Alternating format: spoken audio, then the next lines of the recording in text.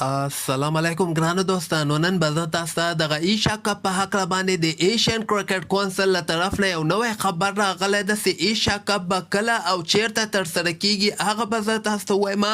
او بل به زه تاسو ته د افغانستان محمد نبي او رشید خان دغوی به په شپږیزه کې لوبه ترسره کوي او که نه به یې ترسره کوي. ویډیو تر اخره پورې وګورئ، په هر څه به تاسو پوه سئ.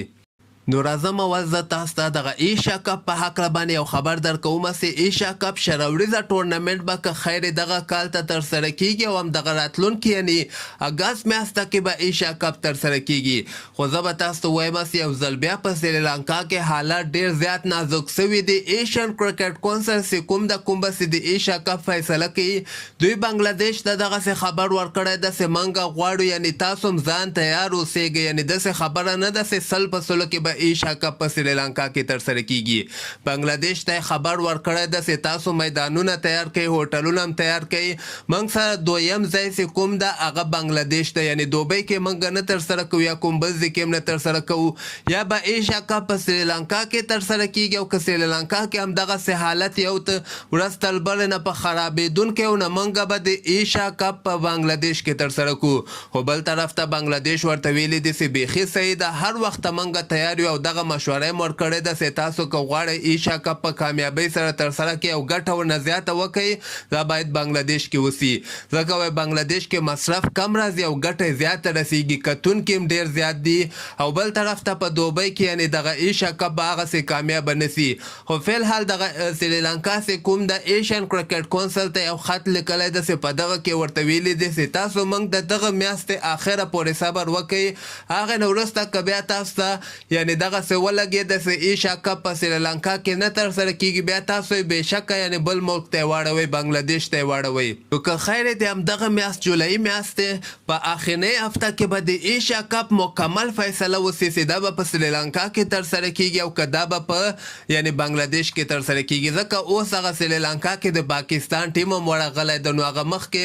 اسټرالیا ټیم باندې یعنې دغه خلکو میدان ته وردننه کېدلو کوشش یې کوو، ځکه هلته دغه ایشین کرکټ کونسل یو ځل بیا ورخطا سوی ده او سریلانکا نه دغه وضاحت غوښتلی ده چې موږ ته صفا خبره وکړئ، ځکه موږ وایي نه غواړو چې ایشیا کپ خراب کړو. دغه ټورنمنټ د موږ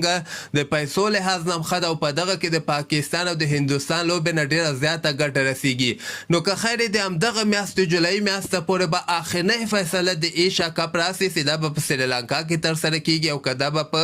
بنګلادیش کې ترسره کیږي. دویم خبر به زه تاسو ته د افغانستان رشید خان او محمد نبي په هکله باندې یو خبر درکړم چې زیاتره ملګري دغه پوښتنه کوي چې شپږیزم که خیر دغه 45 ورځې وروسته که خیر ترسره کیږي په افغانستان کې، خو دغې ته به د افغانستان رشید خان او محمد نبي راسي. څومره چې زه معلومات لرم دغه شپږیزې ته د افغانستان رشید خان هم نه راځي او محمد نبي هم نه راځي. خو زه به تاسو ته دا خبره وکړم چې افغانستان کرکټ بورډ چې کوم د دواړو لوبغاړو سره په تماس کې دي او غواړي چې دوی رضا کړي، یعنې ورته وایي که تاسو مکمل لوبو کې نه سئ لوبېدلی، باید یو څو لوبو کې خو ولوبېږئ، یعنې 3 لوبو کې د شپږیزې لوبو کې تاسو ولوبېږئ، هغې نه وروسته بیرته یعنې دوبۍ ته لاړ شئ. نو ګورو د افغانستان کرکټ بورډ په دغه کې کامیابه کیږي چې رشید خان او محمد نبي رضا کړي. نو څومره چې ماته معلومات را رسېدلي دي دغه کال ته شپږیزه کې د افغانستان رشید خان، محمد نبي، د نیلون وینو الحق او قیس احمد دغه څلور لوبغاړي وایي شپږیزه کې لوبې نه ترسره کړي. د کرکټ تازه خبرو لپاره تاسو دغه چینل هم در سره سبسکرایب کولی شئ.